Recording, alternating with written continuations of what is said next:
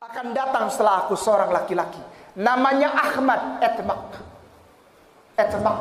Ahmad, Menahmah yang mulia, Muhammad Muhammad dengan segala kemuliaannya.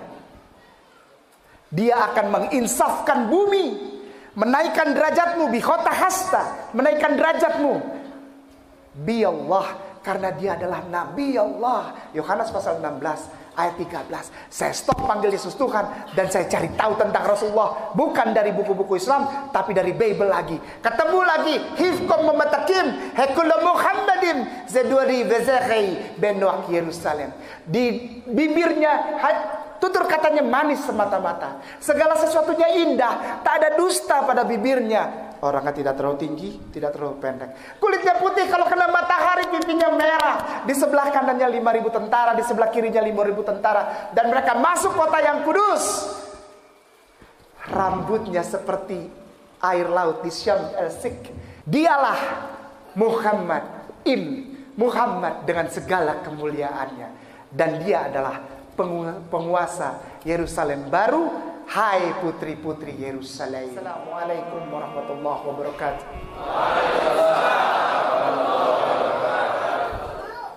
Nama saya Agustinus Christopher Kainama. Wah, ini langsung pada bilang Ustaz Tony ternyata salah undang. Namanya Agustinus, ini bahaya ini. Sekali lagi saya tidak pernah malu pakai nama ini. Walaupun banyak sekali yang tidak senang ketika saya menggunakan nama ini. Dan saya setelah saya masuk ini, ada berita saya mau masuk Solo dan masuk Surabaya kemarin, makin keras lagi orang memberikan tanggapan bahwa Kainama yang ini nih, Agustinus Christopher Kainama adalah penipu, pembohong. Hai umat muslim, ada yang tulis begitu. Saya dibacakan tapi saya tidak baca sendiri. Saya dibacakan katanya umat muslim sedang ditipu oleh seorang laki-laki yang mengaku dirinya pendeta, bahwa dia bohong, dia tidak pernah jadi pendeta, tidak pernah disekolahkan dan segala macam. Tapi di ujung kalimat itu ada pernyataan begini, Bung, sudahlah. Berarti dia kenal saya gitu. Karena cuma orang Ambon yang tahu yang biasa dipanggil Bung. Karena saya orang dari Ambon, dari Maluku. Maka saya biasa dipanggil Bung. Saya bilang tidak ada orang yang panggil saya Bung kecuali orang yang mengenal saya. Jadi alhamdulillah, bahkan orang-orang yang dulu mengenal saya itu keras sekali menekan saya dan saya dibilang penipu. Alhamdulillah nggak apa-apa dibilang penipu. Yang penting Allah cinta sama saya, Rasulullah cinta sama saya, Al-Quran cinta pada saya, karena cinta saya juga begitu besar kepada Allah Subhanahu wa taala, kepada Al-Qur'anul Karim dan kepada Rasulullah sallallahu alaihi wasallam, sehingga saya berani mengatakan raditu billahi rabba wa bil islam dina wa bil Muhammadin sallallahu alaihi wasallam nabiyya wa rasul ba'da. Saya enggak malu bilang begitu. Walaupun nama saya tetap Agustinus Christopher Kainama. Saya selesai strata 1 dari Sekolah Tinggi Teologi yang ada di Jakarta. Sebuah sekolah tinggi, yang dipersiapkan untuk menjadikan orang-orang sebagai pelayan di rumah peribadahan saudara kita tersayang, Kristen Protestan. Saya Protestan. Dan saya selesai sekolah itu. Tidak semua orang yang selesai teologi dengan latar belakang, misalnya ada nama, lalu di belakangnya ada huruf S besar, T besar, H kecil, atau sarjana teologi, otomatis menjadi seorang pelayan yang sering kita kenal sebagai sebutannya adalah pendeta. Tidak semua orang. Tidak semudah itu. Gereja Protestan di Indonesia ini adalah lembaga kekristenan yang sangat luar biasa detil dan rapat untuk seleksi seseorang yang boleh naik ke atas mimbar dan berkata-kata tentang isi ayat Alkitab. Tidak sembarangan. Wah, luar biasa seleksinya. Sangat luar biasa. Dan saya bersyukur kepada Allah izinkan saya untuk masuk ke dalam situasi tersebut. Boleh berdiri supaya kelihatan. Enggak apa-apa ya. Nah, bismillah. Berdiri begini. Alhamdulillah. Nah, setelah selesai itu Allah izinkan saya, Bapak, saya diizinkan untuk masuk ke situasi di mana seseorang disebut sebagai vikaris. Saya bukan cuma bicara sebagai mantan pelayan gereja. Saya tersertifikasi. Ini bukan ria, ini bukan sombong, tapi ini pertanggungjawaban. Agar setiap orang tahu bahwa tidak boleh sembarangan ketika kita mengungkapkan sesuatu tanpa pertanggungjawaban dengan data yang valid, data yang benar, data yang tepat, data yang sah, legal. Saya tersertifikasi dan saya terakreditasi. Saya masuk ke dalam wilayah waktu persiapan untuk menjadi seorang pelayan di rumah ibadah saudara kita tersayang, Kristen Protestan. Namanya masa-masa vikariatum atau vikarium. Orangnya disebut vikaris karena ada masa vikariat, masa persiapan untuk menjadi wakil, dipersiapkan untuk menjadi pembicara atau pelayan atau gembala di rumah ibadah saudara kita Kristen Protestan. Nama wilayah waktunya disebut vikariatum. Di masa vikarium itu, di masa vikariat itu, di masa persiapan sebelum kita ditahbiskan atau di dalam bahasa Islamnya dibaiat, saya menerima keberkahan. Dan sekarang sudah tidak lagi, program itu tidak ada lagi. Program itu sudah tidak ada. Barusan saya cerita sama Ustaz Tony dan program itu sudah tidak ada lagi. Ada program yang memberangkatkan calon pelayan, calon pendeta ke satu tempat yang tidak jauh dari sini untuk belajar Bible di mana Bible itu ditulis. Jadi ayat-ayat di dalam Alkitab, ayat-ayat di dalam Bible saudara kita itu, tempat di mana itu ditulis, itu kita biasanya dikirim ke sana. Nama kotanya Haifa. Tidak jauh, hanya 1 jam perjalanan dari Tel Aviv. 1 jam 5 menit lah. 1 jam 5 menit atau 1 jam 10 menit dari Tel Aviv.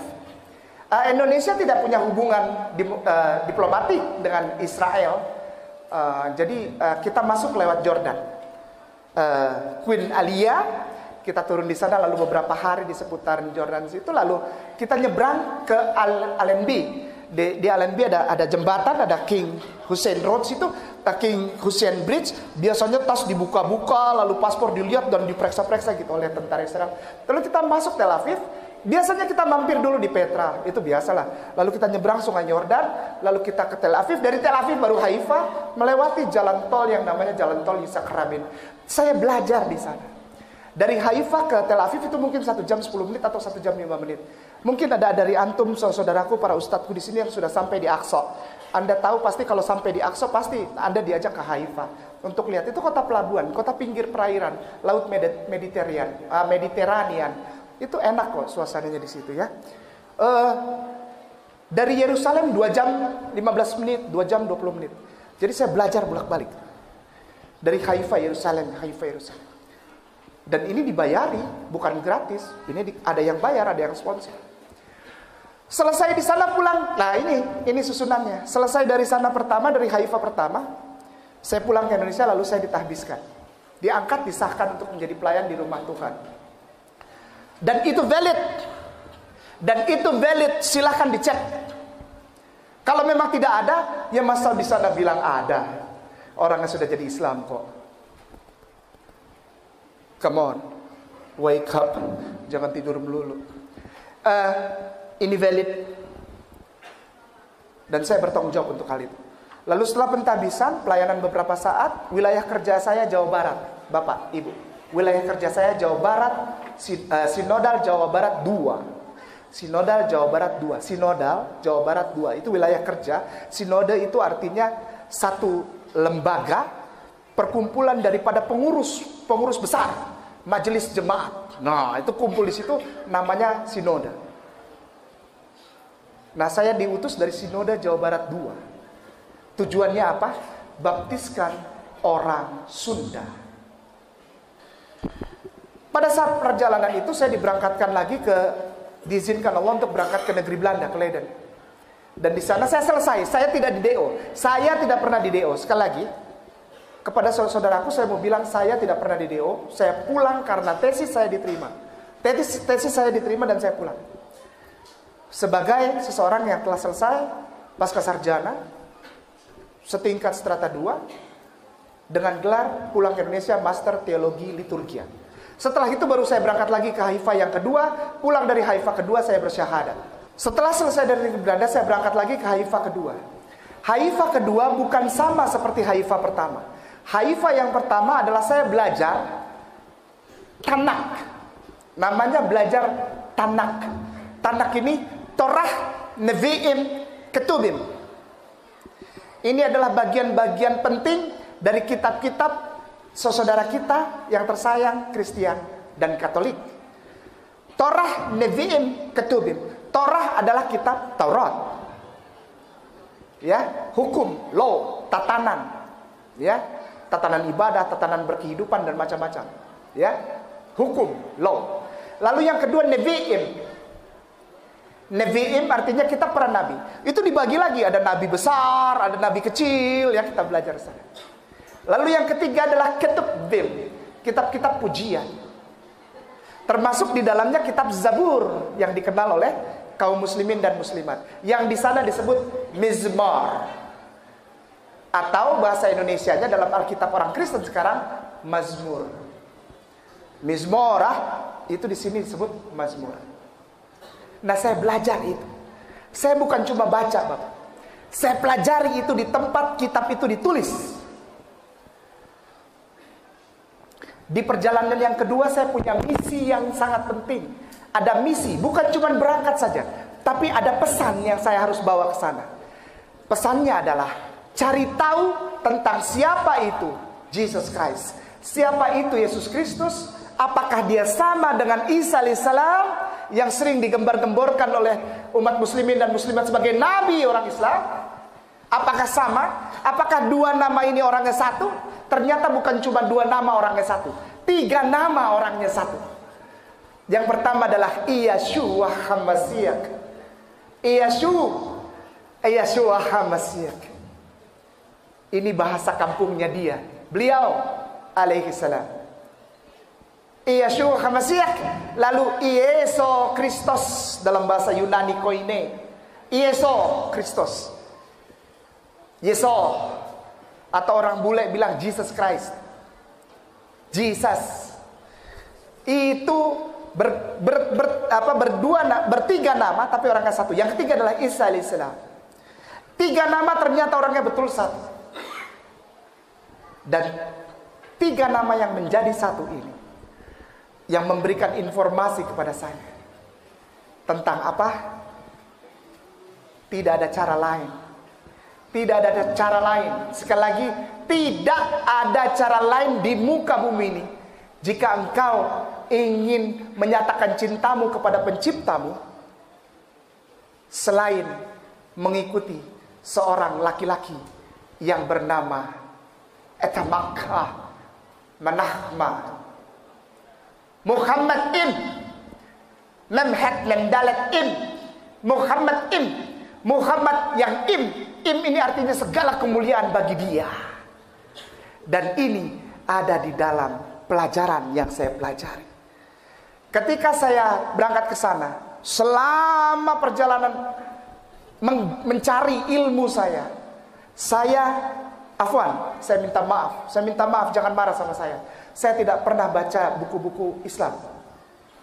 Karena saya gengsi. Saya harus menjaga jarak terhadap keislaman. Karena saya bukan seorang Islam.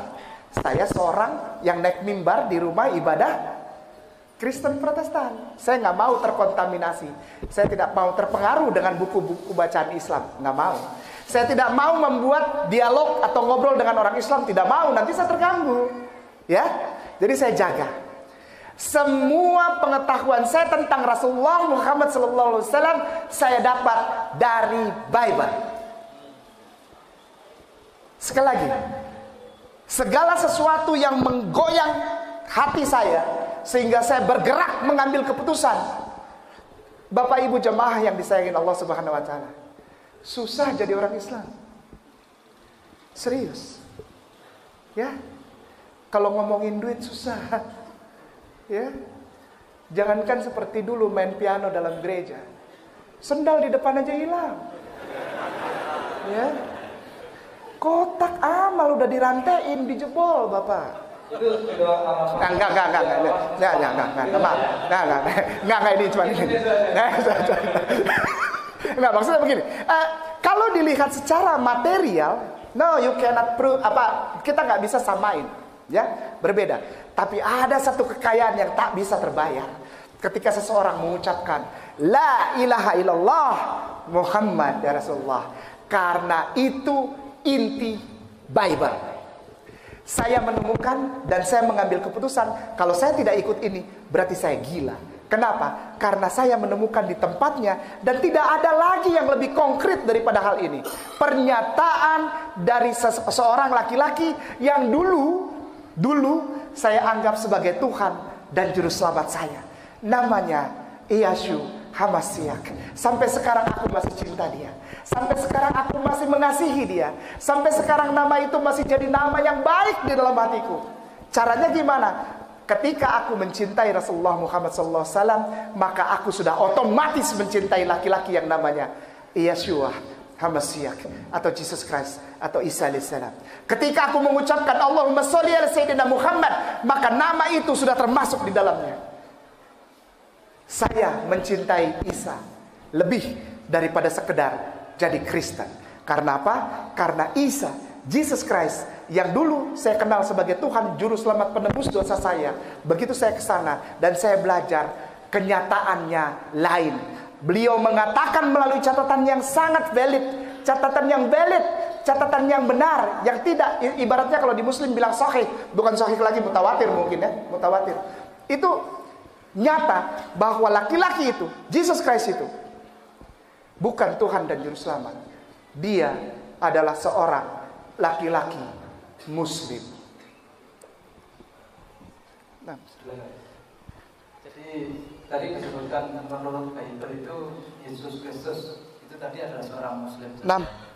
Terus orang katanya bahwa Isa atau Yesus Kristus itu juga melakukan ibadah sebagaimana ibadah umat Islam seperti tawaf, sholat, kemudian puasa. Itu gimana Ustaz?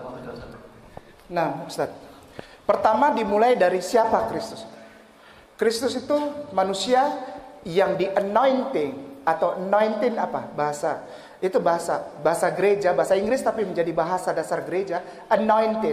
Laki-laki yang diurapi. Diurapi itu artinya diangkat, disahkan, dibaiat, ditahbiskan untuk menjadi seorang laki-laki yang menjadi penyampai pesan Tuhan, penyampai pesan Allah. Ya, anointed, Kristus, HaMashiach, Al-Masihu. Al-Masihu itu artinya bukan juru selamat. Sampai detik ini saudaraku yang Kristen dan Katolik itu sudah banyak yang berdialog dengan saya, dan saya cuma pegang satu saja. Ketika engkau bilang Yesus itu Kristus, itu benar, itu tidak salah. Karena artinya engkau membenarkan bahwa Yesus itu Nabi. Yang pertama isinya adalah ketika Ustadz Tony menanyakan, Yesus itu Islam, kenapa berani bilang Islam? Karena dia pertama adalah, dia bukan Tuhan. Dia tidak pernah jadi Tuhan, dan dia tidak pernah dia jadi anak Tuhan. Tidak pernah.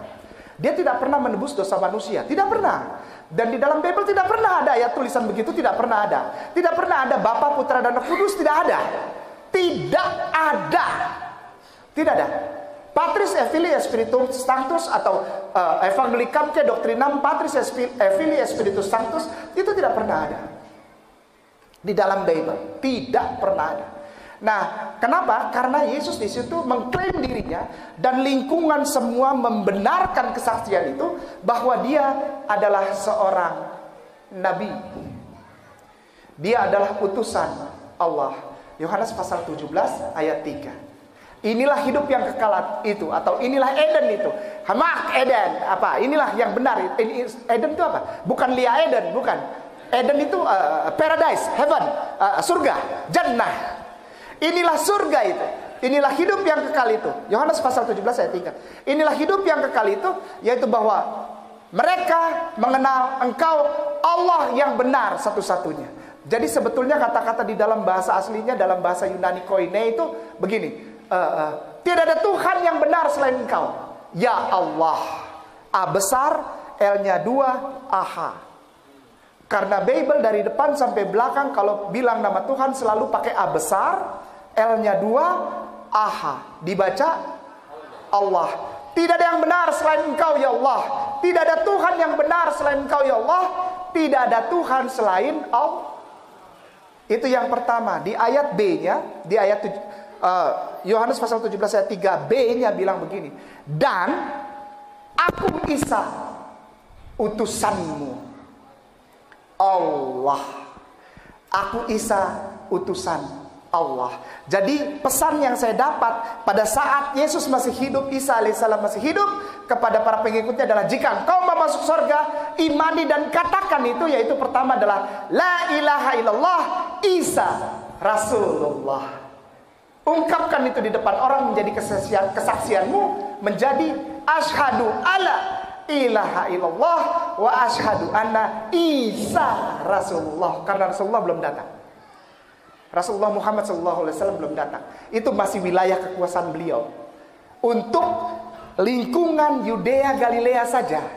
Bukan saya bilang tanah Israel. Nggak mau saya bilang Israel. Rugi karena salah. Salah juga pengertian orang di Indonesia tentang Israel. Sana Israel, Israel itu adalah nama Nabi Yakub alaihissalam. Israel nama Nabi Yakub alaihissalam. Jadi jangan maki-maki, oh Israel itu apa? Dajjal Israel. Jangan ngomong gitu, karena Israel adalah nama Nabi Yakub alaihissalam. Yang jahat itu Zion. Tidak semua juga mau dibilang Yahudi. Yahudi adalah anak kelima dari Nabi Yakub alaihissalam. Jadi tidak semua di sana dibilang Yahudi. Ketika saya di sana bilang, are you Jews? Masih bagus nggak ditabok. Karena tidak mau semua orang disebut Jewish. Tidak mau semua orang disebut Yahudi. Tidak mau. Karena semuanya tuh ada 12 suku. Yang banyak di sana Khazar malah. Yang datang dari Afrika Selatan, dari Yaman, dari pinggiran Eropa. Yang sekarang mengaku menjadi warga negara Israel. Itu udah kacau balau. Bukan orang Israel atau Bani Israel. Anak-anaknya Nabi Yakub alaihissalam dan keturunannya. Udah bukan di sana, udah kacau balau di sana. Nah, Zionis ambil alih sehingga terjadi peristiwa Yom Kippur. Dan mulai saat itu Palestina ditembakin. Bukan oleh orang Israel, Bani Israel, keturunan Nabi Yakub alaihissalam, bukan. Oleh orang-orang pengikut Dajjal yang namanya Zionis. Nah, Yahudi itu anak kelima dari Nabi Yakub. Yang pertama Ruben. Yang kedua Ruben Simon. Levi, ini yang masih suka pakai celana Levi's, tahu? Levi, S, masih ada yang suka? Engkau menjadi penyumbang, donatur terbesar untuk orang Yahudi, tembakin saudaramu di Gaza. Enggak, benar. Levi itu adalah Yahudi. S itu Strauss, karena orang Levi ini hidup di Austria. Dia punya nama Austria Strauss. Jadi Levi, S, Levi Strauss, Levi's, dipakai jeansnya. Engkau pakai jeans itu, engkau sumbang orang Yahudi buat tembak saudaramu di Palestina. Ya, Afwan, saya tidak bisa tertawa karena saya pernah di sana lihat. Saya lihat orang Muslim di sana. Saya lihat. Ini di rumah Allah. Saya lihat. Jadi ketika di sini orang bilang biasa aja, oh, ada kotak, orang keliling pakai bendera Palestina bawa kotak ya. Lalu kita isi 10.000, 100.000, 1 juta, 10 juta, 100 juta, lalu dia merasa hebat. Mereka di sana nggak butuh uangmu. Mereka butuh kesatuan suara umat Islam, ukhuwah Islamiyah yang ada di Indonesia untuk memberi power kepada pemerintahannya. Bilang di PBB, tanah Yudea Galilea bukan punya orang Israel, itu punya orang Palestina. Sebut tanahnya Palestina, jangan bilang Israel. Palestina. Mereka nggak butuh duit kita, malu kita. Kembali lagi. Yesus mengajarkan tentang satu hal yang sangat penting buat saya, sehingga saya mengikuti dia untuk jatuh cinta kepada seorang laki-laki yang namanya Muhammad SAW. Yesus mengajarkan syahadat. Kedua, Yesus mengutamakan pengajarannya, sekali lagi, menjadikan pengajaran utamanya adalah ayat pertama dari surat Al-Ikhlas. Yesus menjadikan inti pengajarannya itu adalah ayat pertama dari surat Al-Ikhlas. Contoh Markus pasal 12 ayat 29. Kita punya Bapak Arsono di belakang sana yang sudah hafal ayat ini. Insya Allah, Pak Kiai. Bunyinya begini. Vayomer Yeshua HaMashiach. Vayomer, berkatalah Yesus ini. Shema Yisrael Adonai Eloheinu Adonai Echad.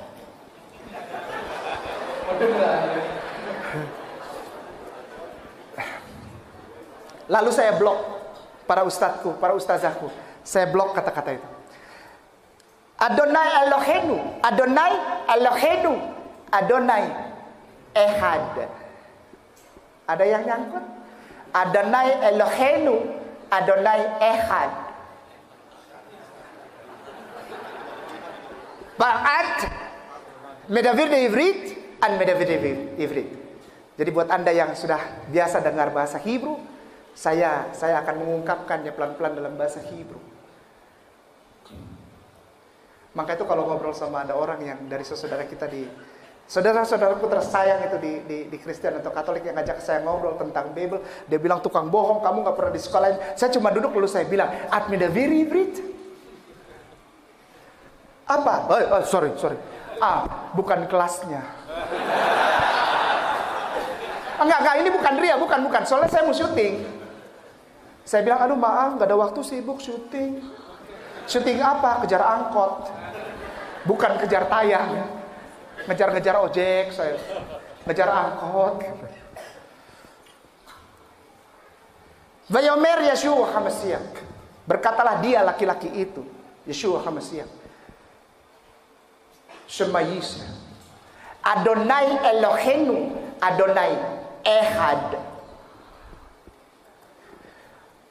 Katakanlah ya Israel olehmu, karena Tuhanmu mendengarkan. Dan dengarkanlah ini hati-hati katanya. Kul hu Allahu Ahad. Dan ayat ini berulang 84 kali di dalam Bible. Menjadi pengajaran inti 84 kali. Di dalam bahasa Hebrew, bahasa Aramaik Syriak, dan terakhir bahasa Yunani Koine yang digunakan sebagai bahasa orang, saudara kita bilang gospel atau Injil perjanjian baru katanya. Berarti ada perjanjian yang lama. Kalau ada perjanjian baru, perjanjian lama. Kalau perjanjian lama berarti udah kadaluarsa, udah nggak dipakai lagi.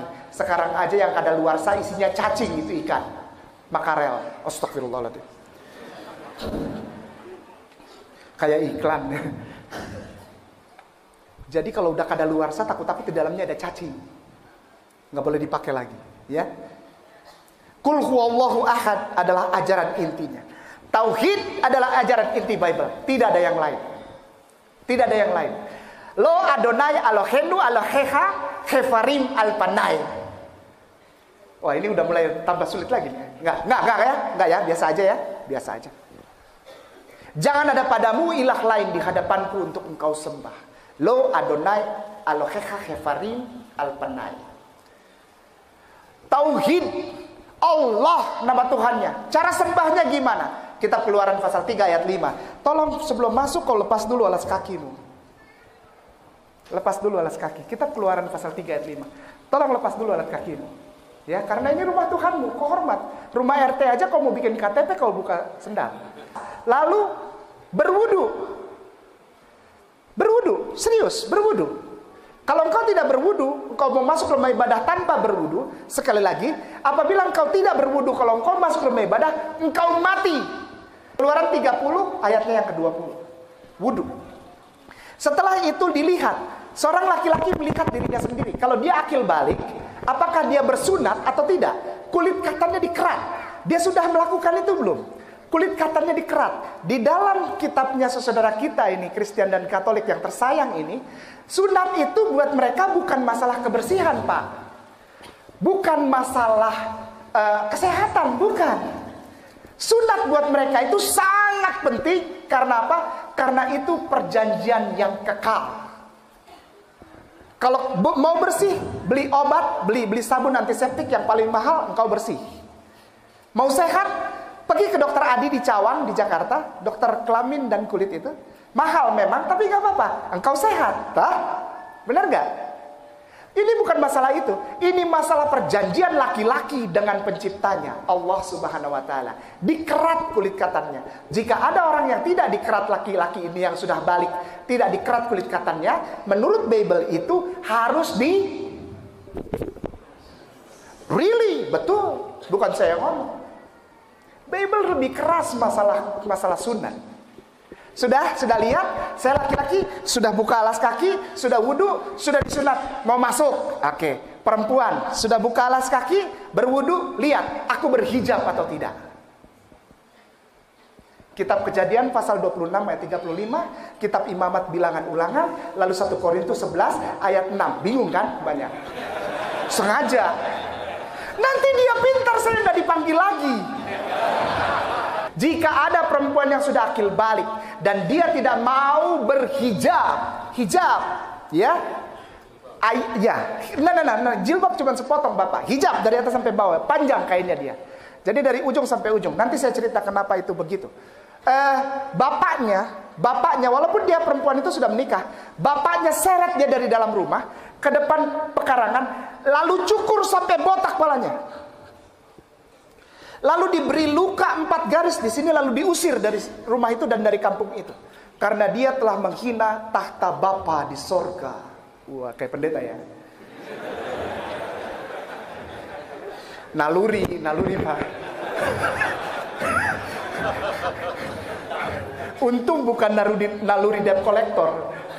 Kalau naluri debt collector kelihatan mukanya Ambon, wah debt collector nih. Ini ada yang ditagih nggak nih? Ada yang punya tunggakan nggak Avanza? 2 bulan 3 bulan ditarik. Dicukur, dibotakin, dikasih luka, diusir. Karena dia telah menghina, mungkin dalam bahasa kita ya afwan ya Ustadz ya, arasnya Allah. Dia menghina, usir. Nah, kainnya itu apakah jilbab apa hijab? Hijab. Dalam bahasa sananya waktu kita di sana juga, sombong sekali. Waktu di sana hijab bilangnya. Jadi kainnya satu, lurus sampai di bawah. Lalu ada kain lagi satu, lurus sampai di bawah, ditutup dengan kain ketiga. Dan ada batas antara rambut perempuan dengan kain yang pertama, ditutup. Apa tuh yang ngepres di sini? Ciput. Yang di sini bilang ciput juga? Atau apa? Apa yang cek gitu? Apa namanya ibu-ibu? Maaf, afwan. Ciput bener ya? Ya, bukan seafood ya. Iya ya. Wanita, perhatikan maaf Bapak-bapak, ibu-ibu yang disayangin Allah Subhanahu wa taala. Maaf ya, saya tanya sedikit ya. Pernah nggak ngelihat patung Bunda Maria? Pernah? Maaf ya. Dia pakai kain yang dari atas sampai bawah jatuh. Satu warnanya putih. Lalu ada satu lagi warnanya putih. Lalu yang terakhir biasanya biru. Ya, kalau kita lewat rumah ibadah saudara kita tuh, ya, Bunda Maria, maminya Yesus. Itu ya mami lah. Apa dong? Bunda. Umi. Iya, Umi. Itu satu dari atas sampai bawah. Lalu satu lagi dari atas sampai bawah. Lalu ada yang ketiga biru biasanya warnanya. Ya, biru. Nah, kita lihat di patung saja. Patung itu digambarkan paling tidak mendekati dengan aslinya. Jadi ada garis di jidatnya. Artinya Bunda Maria pakai ciput. Iya. Di tempatnya sana semua pakai ciput. Serius, bukan bohong. Ada yang diginin aja kainnya. Itu kos. Itu bukan orang yang ortodoks, bukan orang yang mempercayai dan menjalani Torah. Itu ada perempuan kalau cuma kudung saja itu kos ortodoks. Itu bukan orang yang jalani Taurat Yahudi, totok, bukan. Doa yang paling mulia di saudara kita umat Katolik disebut dengan doa rosario. Jadi biasanya mereka baca doa sambil seperti tasbih tapi ujungnya salib, pernah lihat? Namanya rosario. Dia ulang doa itu. Doanya bunyinya begini. Salam Maria penuh rahmat Tuhan sertamu. Ave Maria gratia plena. Salam Maria penuh rahmat Tuhan sertamu. Artinya assalamualaikum ya Maria. Engkau penuh rahmat. Jadi Maria ini kepenuhan rahmat. Sampai cerita di dalam Alkitab itu, kalau ada orang yang berdiri saja di samping Maria, orang itu dapat rezeki. Nggak usah ngomong. Serius, orang itu datang ke samping Maria karena Maria penuh kemuliaan dan rahmat serta berkat Allah, maka orang di sebelahnya yang datang dekat dia dapat rezeki. Dijawab doanya. Oleh sebab itu Maria ini, ibunda Isa alaihissalam ini begitu luar biasa sehingga di dalam Al-Quran diberikan tempat khusus dalam satu surat. Surat Maria. Salam Maria penuh rahmat Tuhan sertamu. Terpujilah engkau di antara para wanita. Kenapa dia terpuji? Karena dia berhijab. Karena dia berhijab. Jadi kalau ada di antara sini para saudaraku, ukhti yang masih sekali-sekali buka hijab, ada ya. Di Jakarta itu ada begitu. Udah pakai hijab terus lepas. Terus dia marah orang yang tanya dia lagi. Hebat, ya. Ya hebat dia, ya. Jika engkau ingin mulia di antara para wanita, jika engkau ingin menjadi berkat, menjadi sumber rezeki untuk suamimu, untuk ayahmu, untuk ibumu, untuk seisi rumahmu, berhijab. Tidak ada cara lain. Engkau harus berhijab untuk mengundang rizki di dalam rumah, mengundang berkah dan rahmat di dalam rumah, berhijab. Itu saya dapat dari Bible. Saya percaya itu. Kenapa? Karena saya tidak pernah lihat patung Bunda Maria pakai tank top. Enggak. Solo Surakarta ini banyak gereja. Saya takut salah ngomong. Nanti direkam di bawah situ, saya dicari-cari orang, udah gelap dicari-cari orang. Allahu Akbar, kasihani aku ya Allah. Iya, saya percaya Maria diberkahi dan penuh rahmat Allah, dan dia dimuliakan di antara para wanita karena dia berhijab. Karena saya tidak pernah lihat patung Bunda Maria pakai tank top atau pakai bikini atau pakai celana gemes. Sekarang lagi musim celana gemes. Anak-anak SMP, SMA perempuan pakai celana gemes namanya katanya. Celananya kayak celana pendek voli. Padahal ditanya mau kemana? Mau ke mall. Ini mau ke mall apa mau main voli? Dan ibu-ibunya pakai hijab, ya hijab modern, lalu dibiarkan anak perempuannya pakai celana pendek, dibiarkan saja. Padahal 2 langkah anak perempuanmu keluar dari rumah, pintu rumah utama tanpa menutup auratnya, 2 langkah pula dia sedang seret orang di dalam rumah masuk ke dalam neraka. Nggak main-main. Kalau kita sayang, kita kasih baju yang baik lah. Masa baju yang bahannya bener nggak bisa mampu beli sih, ya? Celana kekurangan bahan, baju kekurangan bahan, udah benar-benar pakai hijab dibuka, terus begitu orang nanya marah, maunya dihargai haknya. Engkau buang hakmu gitu, ya biarin ini kan urusan saya gitu. Saya nggak ngerugin orang. Agama itu bisa dilihat dari berbagai macam. Langsung jadi ustazah. Hebat. Udah buka jilbab, jadi ustazah pula. Yang diceramahin ustadz besar. Allahu Akbar kabiru. Saya bilang ini orang makin kurang ngajar. Kalau di Israel sana sudah digundulin kau. Allahu Akbar. Lalu setelah lihat diri kita sudah disunat laki-laki, perempuan berhijab, sudah buka alas kaki, sudah berwudu, masuk ke dalam rumah beda ngapain? Main piano, main drum, loncat-loncat. Oh haleluya. Timbunlah tanah yang berlubang, lagu mereka ya. Ada lagunya, ada lagunya. Timbunlah tanah yang berlubang. Ini kau mau ajak aku ibadah apa mau kerja DPU? Kan timbun tanah berlubang kan? Jangan salahkan saya, bukan penghinaan. Ini saya tanya ya. Ada lagu-lagu pujian yang luar biasa, dan shout to the Lord on the earth, let us pray. Sampai loncat-loncat itu pemain bass. Ini mau konser apa mau ibadah? Apakah ada di dalam Bible? Tidak ada. Di dalam Bible, setelah engkau lihat, engkau buka alas kaki, engkau berwudu, engkau lihat engkau telah disunat atau tidak laki-laki, perempuan berhijab atau tidak, maka ketika engkau masuk, engkau melakukan apa? Engkau melakukan sholat. Namanya selotah. Sholat. Hilal qiyam, hilal tahillah, hilal proskueno. Sujud dengan muka, jidat dan hidung kena tanah. Di dalam Nehemia 8 ayat 6, sholat dengan gerakannya, walaupun belum sempurna, karena Rasulullah belum menyempurnakan itu. Ada itu, kenapa harus ada itu? Supaya nanti disempurnakan sama Rasulullah. Nehemia 8 ayat 6, sholat. Afwan Ustadz boleh enggak, maksudnya pegangin mic. Okay. Saya jadi nggak enak sudah. Ini soalnya guruku ini, saya takut dosa. Ya, yang pertama namanya Hilal, artinya menyebutkan nama Tuhan lebih keras dari sebelumnya. Ya ilahi, ya ilahi, ya ilahi. Biasanya gitu. Dia bukan begini, tapi gini. Karena belum ada aturan dari Rasulullah. Jadi dia begini. Namanya Hilal. hilal ini menyebutkan nama Tuhan lebih keras dari sebelumnya. Ya, kalau di kita bilang takbiratul ihram. Allahu Akbar.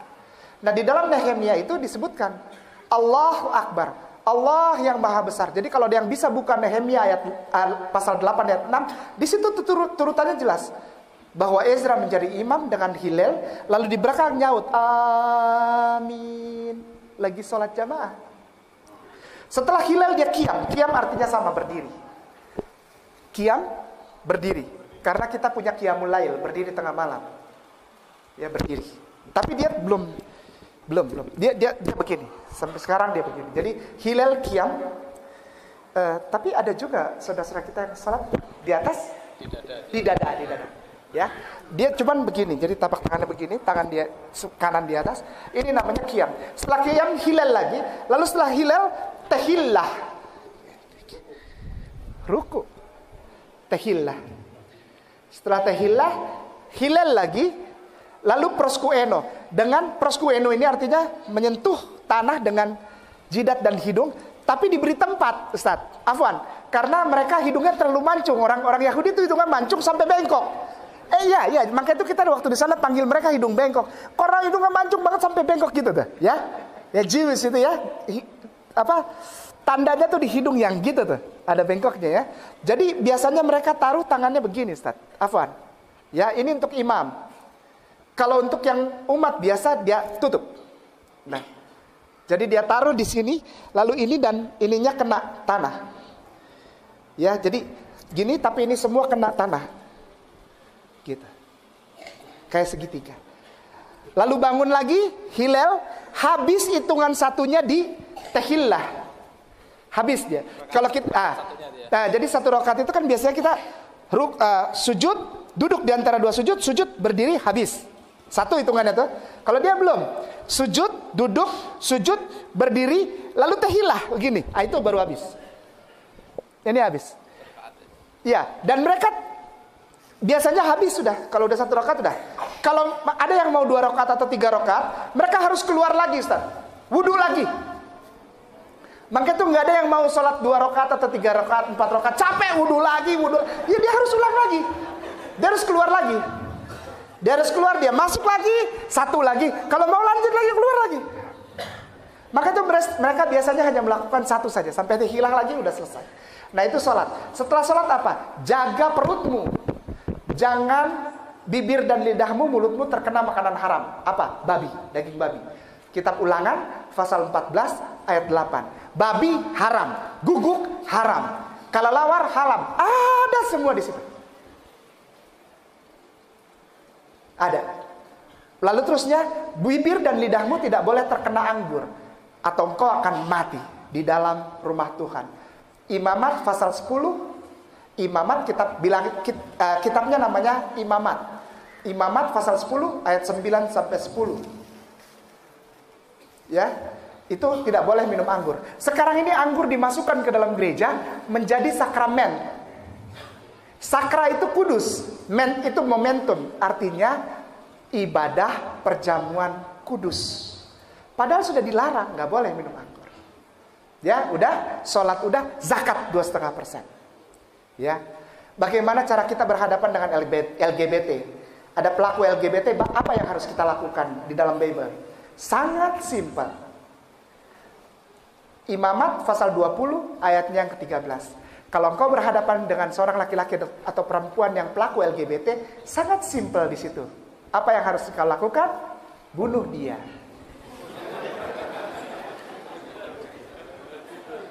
Ya, bunuh aja. Repot ngurusin begitu, karena kalau diajak ngobrol panjang. Bible bilang udah bunuh aja. Gampang. Ya. Lalu tawaf